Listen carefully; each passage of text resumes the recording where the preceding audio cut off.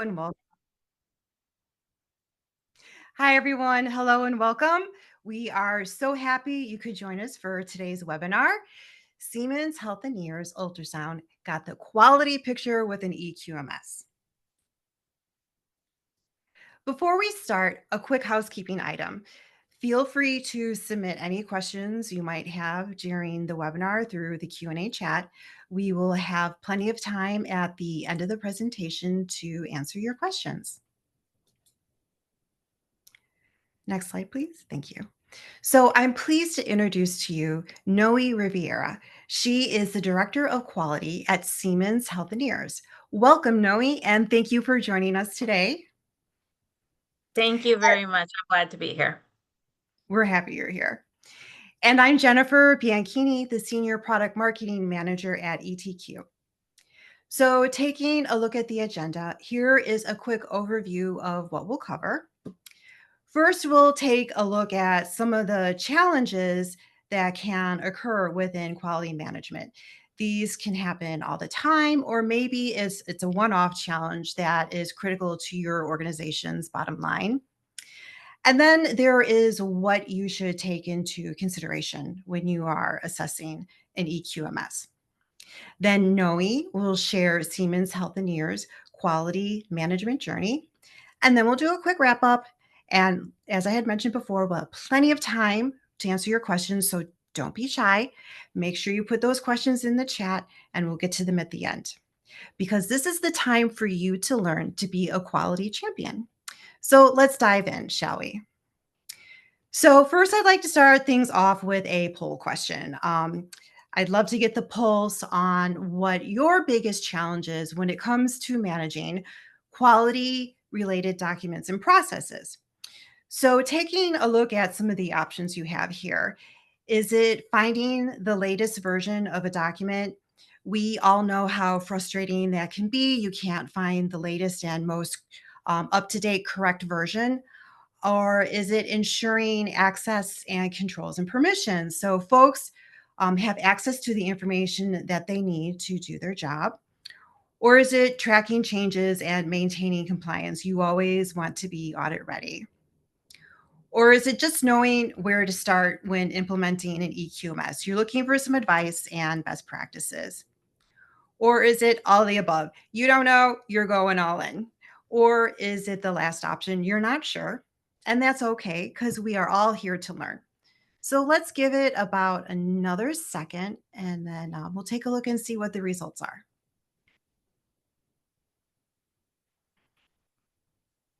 Okay, let's see what we've got. Oh, interesting. Okay, so 34% for tracking changes and maintaining compliance. So always working to strive to be audit ready. So that's very interesting. Thank you so much, everyone, for indulging me on that. It was very insightful. So let's get into it now, shall we? Next slide, please.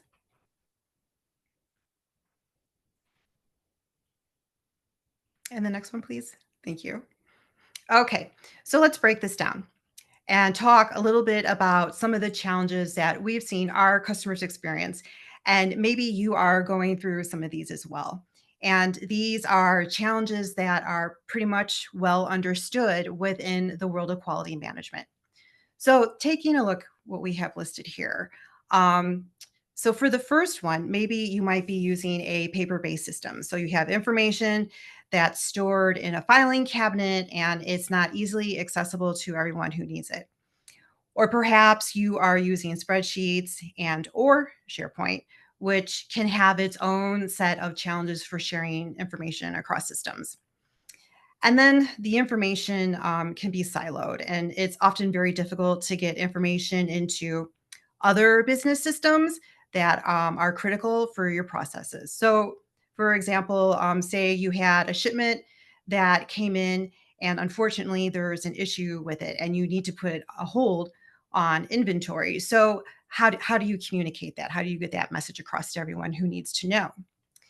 And then there are times you don't have visibility into quality trends, and neither does management for reporting purposes. So it can be really limiting.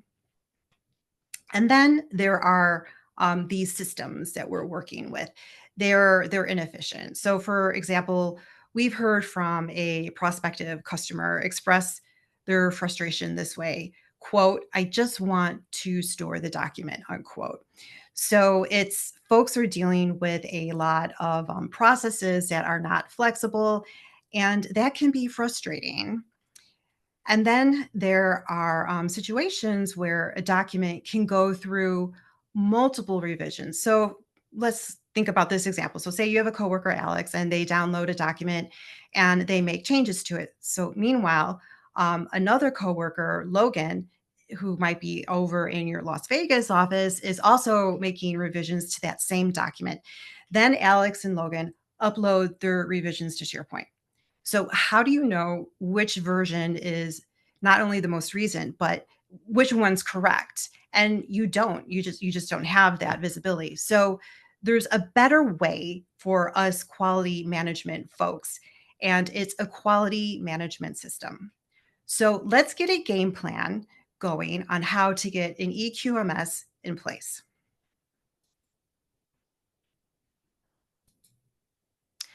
Okay, so I'm sure many of you are familiar with ISO 9001. It's generally considered the most widely accepted and effective approach to quality management. And it provides a framework for improving customer satisfaction by ensuring consistent quality across all of your products and services with 7 principles. So here's a hint. You can use those 7 principles as your guide to begin your journey for assessing a quality management system, because it takes and it really pushes quality as a top priority for every employee within your organization, not just those who are directly involved in quality. So, this shift to risk based thinking under these principles are comprehensive. But let's break it down a little bit and bring it up a few levels. So, taking a look at the first one, customer focus. Oh, sorry, we're still on the ISO 9000 slide. Thank you. All right, so taking a look at customer focus. This is about being customer centric. So you want to satisfy your customers by putting the highest quality product that you can in their hands and build loyalty with them. For leadership, think about how you unify the purpose and direction of your workforce. You will want to create productive environments for all employees to achieve your company's quality objectives. And then when you're considering engagement of people, you will want to ensure that all staff feel valued and understand their role in improving operations, including open and transparent communications. Then, when we take a look at a process approach, so your organization will want to focus on a proven method to produce the desired results. And including in this are those interrelated processes for consistent and predictable results. And then when it comes to improvement, it's more than a one off risk based thinking and quality management. You'll want to focus on continuous improvement to streamline root cause investigations and enhance the drive for innovation to improve your ability to anticipate and react to both those internal and external opportunities. Then, when we take a look at evidence based decision making, this is pretty much self explanatory. It's about making decisions based on the evidence that you have on hand. And then, when we round it up to relationship management, so this is about quality management extending beyond internal operations to include how you manage relationships with external partners like your suppliers. So, to help you increase your ability to deliver value to your customers. So, these are the 7 principles, and they're a great guide for getting you started. Okay, let's move on to the next slide, please. Thank you. All right, so we've got the foundations down. Now you can start mapping out your journey for a quality management system. We recommend breaking it down into 4 doable steps. So it doesn't seem like this large, daunting project, though sometimes it can be. But let's break this down into 4 doable steps. So the first is starting with assessing your current situation. What does quality management look like right now across your entire organization? Are the change management orders or training documents easily accessible for everyone? Or are they stored in that filing cabinet in SharePoint folder? Not easily accessible to everyone. Not everyone can get them, like Logan in Las Vegas. Um, or if they are, as a result, in some of these situations, you're probably seeing a high rate of errors. So people aren't sure what to do when. And then let's think about automation. Do you know what processes or workflows can be automated to help you reduce those errors? What can you automate to speed up the delivery of high quality products to your customers? And don't forget to look at the systems that you currently have, like, for example, your ERP and CRM systems. How is information being shared with them? So, really try to capture what quality management looks like now and all those steps and systems that are being used by your organization that is working right now that you will want to continue building on. So now that you have a good understanding of how your quality management processes currently work, the next step is determining needs. So, how can your eQMS help your organization to improve in quality? So, this is where you are the quality advocate, the quality champion, okay? So, you're going to want to put on your quality champion hat because you have the knowledge of what quality looks like right now within your organization. And you'll start to share it with other key departments like production, operations, engineering, and so on. And while sharing this information, make sure it is a two-way conversation. Ask them how they manage quality to ensure that the high quality products are getting produced and shipped to your customers. Take this feedback and implement it into the blueprint for your eQMS. Ensure that everyone understands and agrees how quality management provides tangible strategic value to your organization. But again, you want to take it one step at a time. So, next, we're going to take a look at determining what the priorities are. So, now that you have a good understanding of what the challenges ahead can be, you're going to continue your quality planning and scope out your organizational eQMS goals. So, in this third step, start putting your decision criteria checklist together. What does success look like? Think short-term goals and immediate wins. Your must-haves. Is it data migration, document control, CAPA management, or perhaps it's supplier quality? You're going to develop and prioritize your goals for your KPIs. And then when it comes to your eQMS environment, you will want one that evolves and responds to your changes within your business and industry over time. So, can it easily scale across teams and locations, creating that centralized system of information?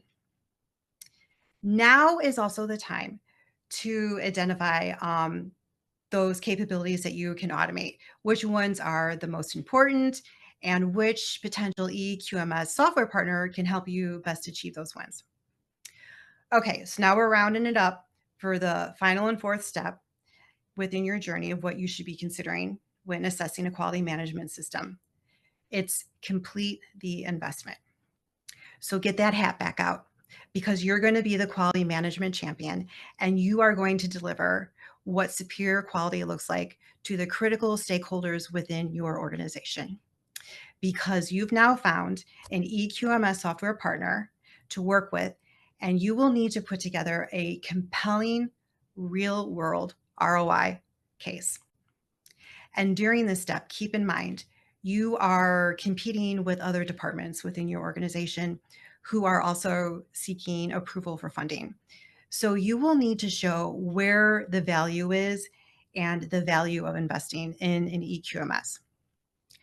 So showing where the investment will have the biggest return. You will probably want to, and we really recommend utilizing a business case. It's very helpful, and it typically includes revenue growth or cost reduction assumptions. And a business case is where a CFO really tends to dig in. So make sure you're showing that the hard savings carries more weight than your soft savings. And don't forget to include what would happen if your company makes the decision to not invest in an eQMS. What is the downside of this happening? So the investment needs to be compelling to compete against others who are also requesting for funding. And typically, from what we've seen, the most strategic projects offering the best financial outcome will win approval. So have those conversations with the COO, the CFO, all those key decision makers within your organization, and really focus on the bottom line and the value that quality brings to the table. Okay, so we've now reached the part of the presentation where I'm very excited to turn it over to Noe. I'm really looking forward to hearing about how Siemens Healthineers transformed quality. Noe, over to you. Thank you, Jennifer. Hello, everybody. My name is Noe Rivera. I'm the Senior Director of Quality Management Systems for Siemens Healthineers Ultrasound. Next slide, please. A little bit about us. We are located in Issaquah, Washington, which is right outside of Seattle. We design, manufacture, and manufacture ultrasound systems, transducers, and catheters. We have 5 total global manufacturing sites across the world, 2 in the United States, 2 in South Korea, and 1 in Europe in the country of Slovakia. So we have a diversified employee base within our company. Next slide. So we implemented here recently, we completed total implementation of ETQ in September 2024, and we implemented the document control, the supplier management, the SCAR, the audit, nonconformance, plan deviations, and CAPA modules. It was a huge effort. It took us about 2 years to implement all modules. But these were the modules when Jennifer talked about determining what, is more important for you with regards to KPIs.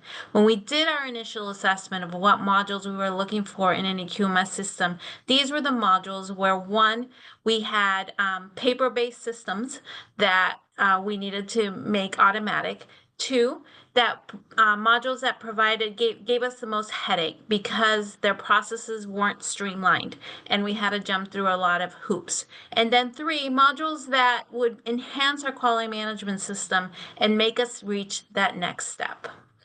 Next slide, please. So why did we choose ETQ?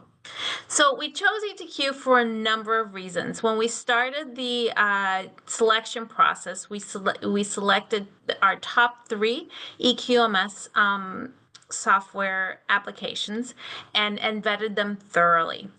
I brought in ETQ because I had experience in implementing it at other companies I had worked with before and knew some of the benefits. But I also had to convince all my stakeholders on why ETQ was the best program for our particular challenge. ETQ allowed us to lean processes. So one of the things I talked to my management about was the fact that I can use multiple different quality management systems in one platform, and they would all be interconnected. Our previous eQMS platforms were very complicated and overburdensome, and we had a lot of manual processes, as I stated. So ETQ has helped us significantly lean out our QMS processes. We also have wanted to do on-demand training. Everybody has to go through training, and developing ETQ training is difficult, especially for an employee base that has in different countries, different time zones, different languages. So we use ETQ On-Demand Academy training to help us give our user base a first look at ETQ, so that they can know when we launch the certain modules what to expect from each of our modules. Academy is a very good source of information for ETQ, and our teams actually go to it quite regularly to make sure that to clear up some questions that they may have. One of the most significant things that we liked about ETQ was the easiness of configuration. Not only does the ETQ team allow us to help us in configuration or during implementation of the system, but it also allows us to build our own modules by ourselves as long as we have training. So this year, for example, we're building 2 new modules for ETQ that will help us manage our access requests to ETQ, as well as help us manage some investigations that we do outside of CAPAs, as well as help us manage our ship hold management process. So those are 3 of the new configurations that we hope to do, and we hope to do those internally, helping our business grow. ETQ also allowed us to have an increased quality data analytics. With their Insights program, it allows us to have a one-touch base to all analytics of all modules. The Insights program has different out-of-the-box charts for us to put as a dashboard, but what I like best about it is that we're able to go through the back end of Insights and be able to create our own dashboards based on the data that we have in ETQ. ETQ allows us to have an easy user interface capability. It is really intuitive to use ETQ. Our users actually had no problem knowing how to navigate the system with little to no training, because the system is very intuitive. It also allows us to find quality data really, really quickly. And we also, liked it because the implementation, customer service, and support we received from ETQ was state of the art. I have worked with them, like I said, in the past, and they did not disappoint me when I implemented. They were ready at our call. They were able to listen to the needs that we have and able to pivot as things change because our business has changed. The next slide, please. So really briefly, I'm not going to go over this, but we started implementation in October 2022 and we ended in September 2024, implementation of the modules. We did have a little hiccup because our friendly government agency did come in during that time frame. So we had to adjust, like I said, in some of the module creations to allow for some of the changes that we had to do based on feedback from it. So it is a very long timeline, but it is, my recommendation with timeline is don't implement more than 2 modules at a time, because of the resources that you're going to need for each of the modules. Be very strategic on which ones you want to go first with, and understand that the first one you go with is going to be the one that's going to convert everybody to be able to say, yes, ETQ is a good tool for our company. Next slide, please. So some of the benefits, we've had ETQ for a while now. Our document control module was our first module, and it started in October 2023. So what are some of the benefits that we've seen? The use of eQMS platform across multiple processes. I am able to open a nonconformance and assign a CAPA within the same system, and I'm able to cross-reference each one of them. If I have an audit report, I'm able to launch a CAPA from that audit report or a nonconformance from that audit report with linkage. I also have increased participation in the QMS process. All our employees have access to ETQ and they participate in the QMS process. They're now able to say, I don't like this procedure. Let me initiate a change and see if I can, give feedback on the changes of this procedure that I feel would help me do my job better. We also have reduction in approvals. Our previous document control process was within our ERP system, SAP, and it took us a good probably month to month and a half to get all the approvals that we needed, and it was a very tedious process. Now with ETQ, we can approve a document within 24 hours and sometimes, and most approvers can approve it with just one click. We also improved audit readiness and inspection. I'm currently hosting an audit for one of our manufacturing sites, and I was commenting to Jennifer just before this call. I was able to find all our documents that I needed to support the audit within 30 seconds of the auditor asking me for the type of documents due to the search capabilities that ETQ has.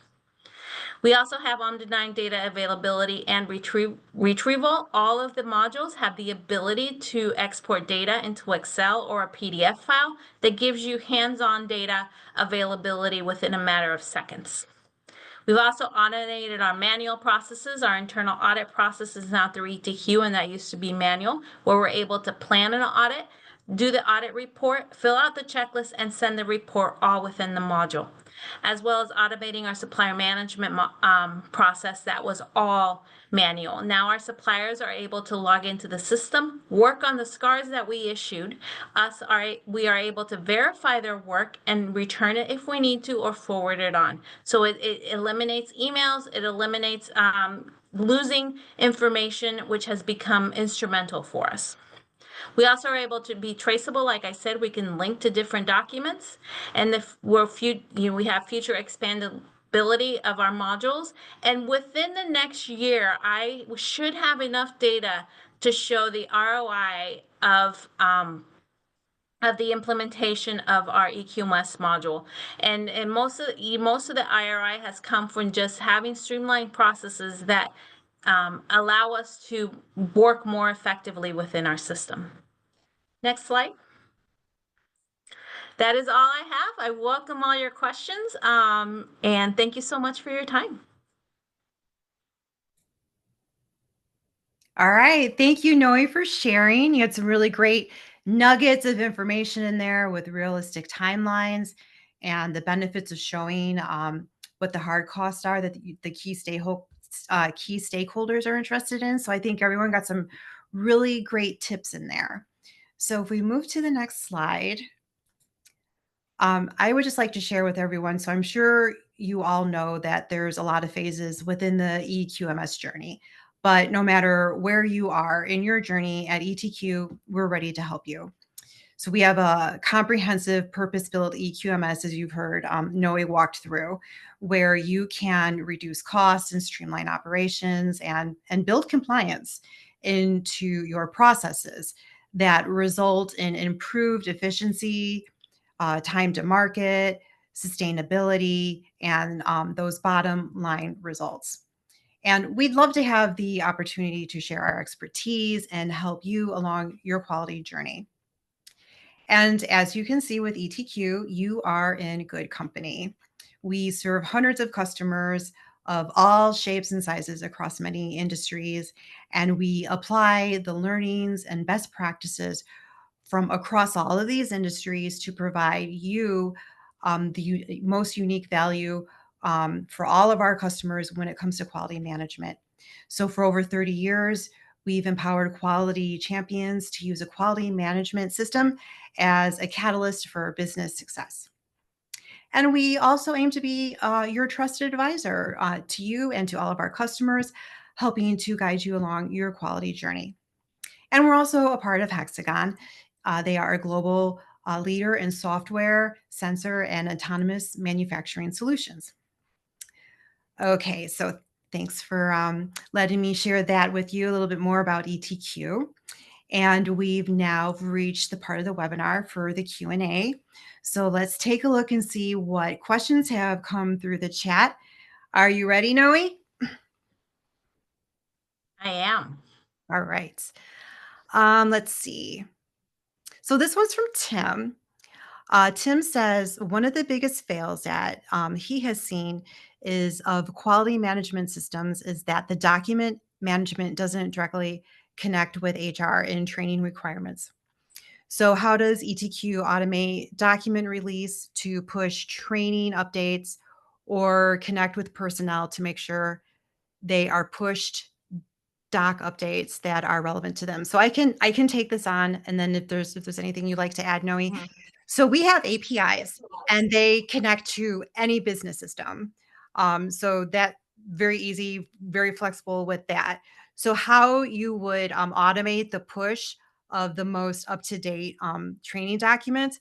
It's how your company sets up those workflows.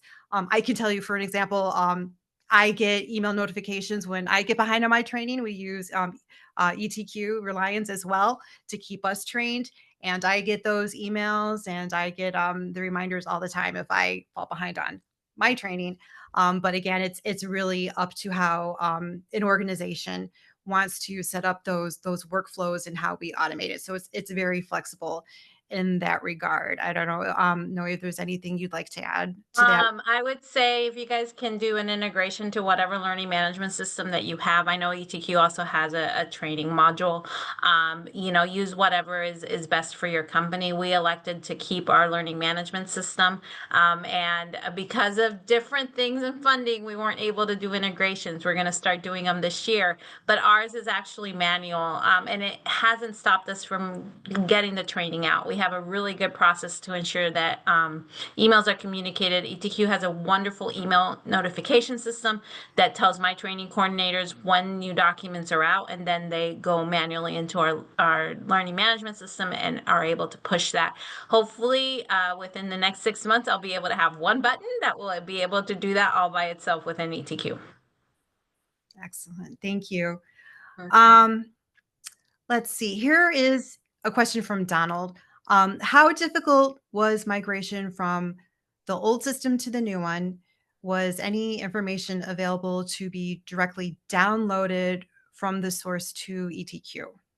Yep, absolutely. So when we migrated over, I think it was 10,000 documents into ETQ, and ETQ provided us with a very handy template for the document migration that linked every field that we had within our old system to the ETQ system. So we were able to download the information from our old system. We had to do a little bit of digging there because it's a little hard to download out of SAP, but we were able to do that and then simultaneously put that information within the spreadsheet provided by ETQ. We connected to the ETQ FTP site, and we were able to download or load those documents into ETQ relatively simply. One word of caution: if you have a lot of documents to download, don't just use one spreadsheet. I've done that in the past, and it's a pain to find errors because ETQ will come back and tell you I have an error and I need you to re-download. We took a stand of downloading about 100 documents at a time in spreadsheets, and that enabled us to find those errors relatively quickly, so we did not slow down on our downloads. Excellent. Thank you, Noe. Mm. Um, let's see. We have a couple more here. So this is from Azar. Question for either speaker. What are some of the KPIs you recommend to collect in regard to QMS improvement? Oh, I can start. I would say, what are your pain points? Where are you really seeing that disconnect, that challenge within the organization? Is it taking too long to get the product into the hands of your customers? So is it you have defects or field failures? So is it where your employees aren't trained on the latest processes? So take a look at where your current challenges are, and then, as we had mentioned earlier in the webinar, build your goals towards that improvement, and then from there you can develop your KPIs. Is there anything you'd like to add to that, Noe? yeah, so we use Insights for our data management right now for ETQ. So we've developed KPIs around how long it takes us to approve a document, specifically looking at first pass. I want to say first pass yield because manufacturing, but first pass run, which is basically how often do our documents go through the whole system without having to be rejected. that has slowly improved as people have gotten comfortable with the system and processes, but that helps us know that our quality management system is effective. We're also able to look at the time things are open, like CAPAs, and be able to address, when late CAPAs are, if a CAPA is going to be late, et cetera, which helps with our KPIs also. The dashboards and insights that are out of the box are pretty good to establish those first types of KPIs. And then again, you can build any other KPIs within those dashboards as needed. Excellent. Let's see. Noe, there's a question here about validation. Okay. So do you execute software validation when ETQ was implemented in your company? Absolutely, we did. We have a process called non-product software validation, or QMS system validations. We have a procedure that we had to follow in place. We did elect, as part of our implementation, to have ETQ help us with the validation documentation. So ETQ did a lot of the backbone in building some of those test scripts, and helping us understand, and make sure that the modules were adequately validated. Our team ran validation. So I had a group of about 7 people that ran validations across all of our sites, to ensure that the module was working as intended. And then we were able to sign those off. And actually, they're in ETQ as part of our quality records for validation within the system. One thing about validation that I want to make sure that is really understood, and kind of, make sure you get your validation team identified early, hopefully before you even start validations, because they can become instrumental in how those validation scripts are written. ETQ will, has a template to write those validation scripts, but you have the opportunity to provide feedback. And if you want to, cut them in different places, or be able to, do what works for your company, they will support that. So, really think about what that validation team looks like, and really use people that may not be familiar with the system to validate it, because that's the way you know if it's going to work or not. Excellent. Thank you. Let's see. I saw one here. It was from, oh, okay. So for the system being integrated with legal compliance. So can the system be integrated with legal compliance with local laws and regulations? So yes, with the APIs, ETQ Reliance can integrate with any system. So if you have that information in there with what your requirements are, it will help you being compliant with those. I don't know if there's anything you have to add to that, Noe.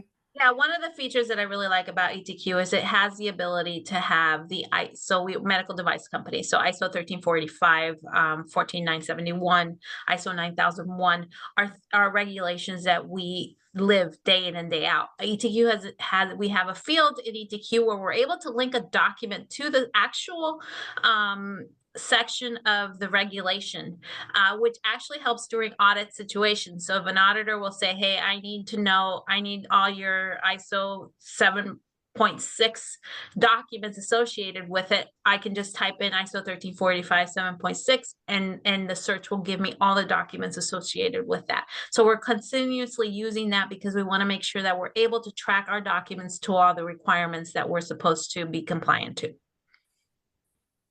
Excellent. Thanks for jumping in there. So there's a question here about document organization from Klaus. Klaus is asking how documents are organized, how you organize them, and then the metadata behind it. So can you organize them on process-based? Can you organize them process-based?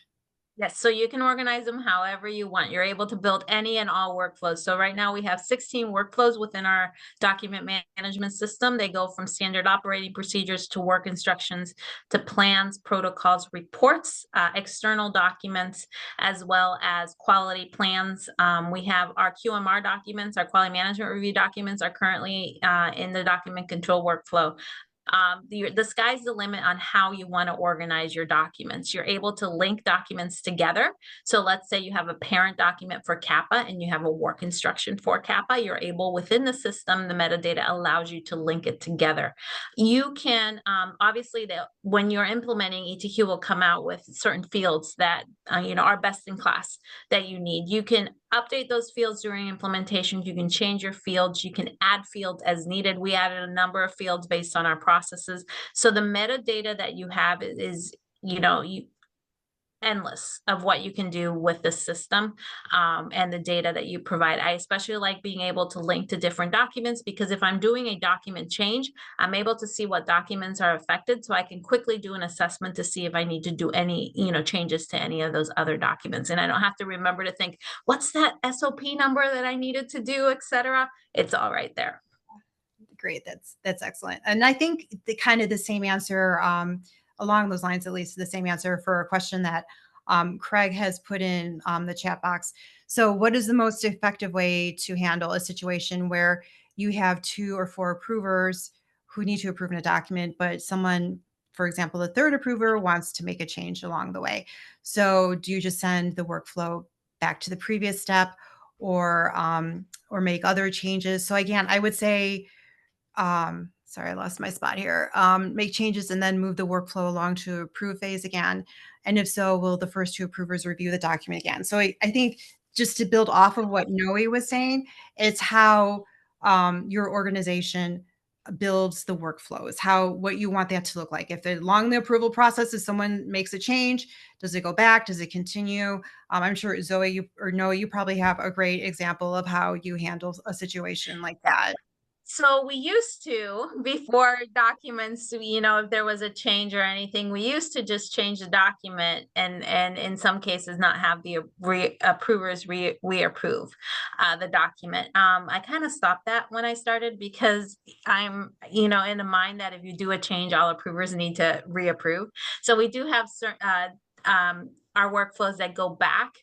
If approver does not agree, it goes back to our review stage, which is the stage of a document where all our reviewers come in and kind of vet the document, add their changes, add their information. ETQ has a great comment feature that goes with the document. So when it goes back to that review phase, our document owner knows exactly what is needed and exactly what they need to do. Once they update it, it goes right back to even the approvers that have approved again. It's just part of our process, but you can align it to however your process decides to work.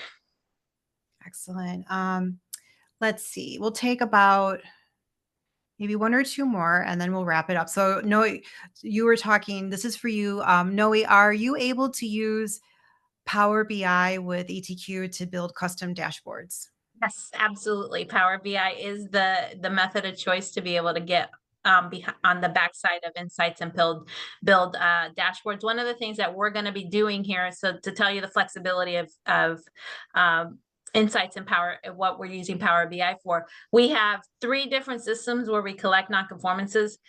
It was a fight that I did not win when we were implementing the system. So right now we collect our process nonconformances in ETQ and our product nonconformances in 2 different systems. We're going to be using Power BI through our Snowflake database to collect all our nonconformance documentation in ETQ, so I can do dashboards for how my product nonconformances and my process nonconformances are looking individually and together. So that's one of the great capabilities that ETQ has, that you can come in with different data, even if it's not within the system, and make those dashboards work for you. Great. Thank you. I think that's about it. There's some really great questions. Thank you, everyone, for submitting those. Thank you so much, Noe, for taking time out of your day to join us and to answer these questions. We really appreciate you being here. And everyone, feel free to reach out to us if you have any additional questions. We are happy to help you. Enjoy the rest of your day. Take care. Bye. Thank you. Bye.